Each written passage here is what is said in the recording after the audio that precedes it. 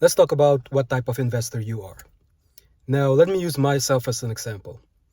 I am a value investor, but I'm also a dividend investor. Now, a value investor is an investor that likes to look at companies when they're selling at a discount, and that's when you want to buy them. You want to buy them and you want to hold on to them, buy and hold. That's the type of investor that I am.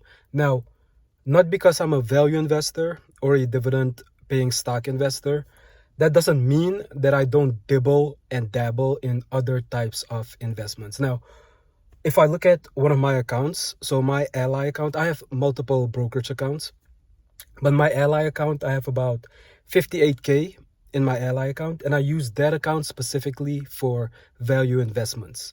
And that account spits out about between $200 and $250 a month in dividend income.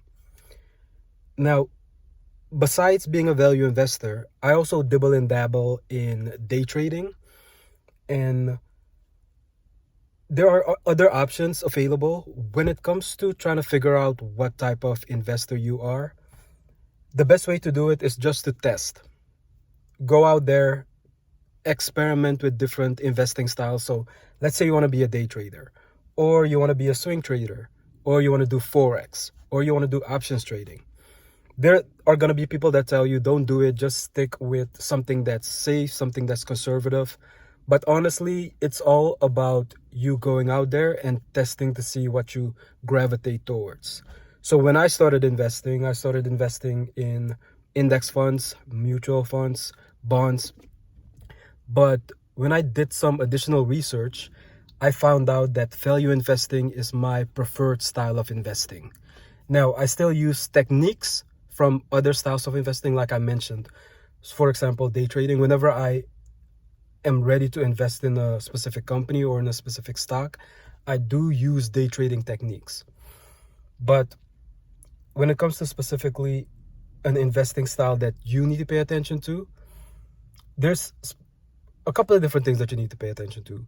For example, how risky are you? How risk averse are you? So usually the younger you are, the more risk you are willing to take on. Risk meaning investing in stocks that are risky, maybe even penny stocks. Now, if you're a lot older, or even if you're retired, you want to be a lot more on the conservative side. So you want to invest in safe securities like bonds, even dividend paying companies. And there might be a split. There might be a 60-40 split, a 50-50 split. But when it comes to investing, it really comes down to what you gravitate towards, and it comes down to experimenting. Even when I talk to some of my friends, they let me know that, yeah, I want to do day trading, I want to do this, I want to do that. And I always tell them, just go ahead, just test it, see if it works. So even if you don't want to use your own money, you can always open up a paper trading account. So with a paper trading account, let's say you go to a company like TD Ameritrade, or you go to tdameritrade.com.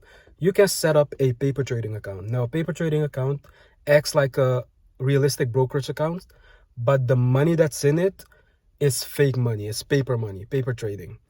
So that's something that you can test, but I never paper traded because there's a thing for putting your own money into the stock market, because emotionally, you're going to have to be able to see that the value of your investment is going down, for example, in a stock market crash or even in a bear market.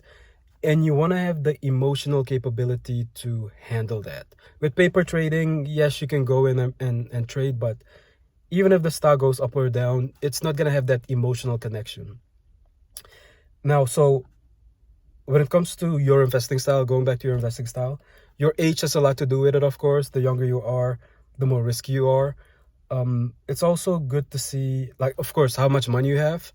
If you have a little bit of money, or compared to like a lot, if you have a lot of money, you might be more prone to try out different things compared to if you have a little bit of money, because you want to be safe and secure. You want to make sure that your money grows. You don't want to lose any money.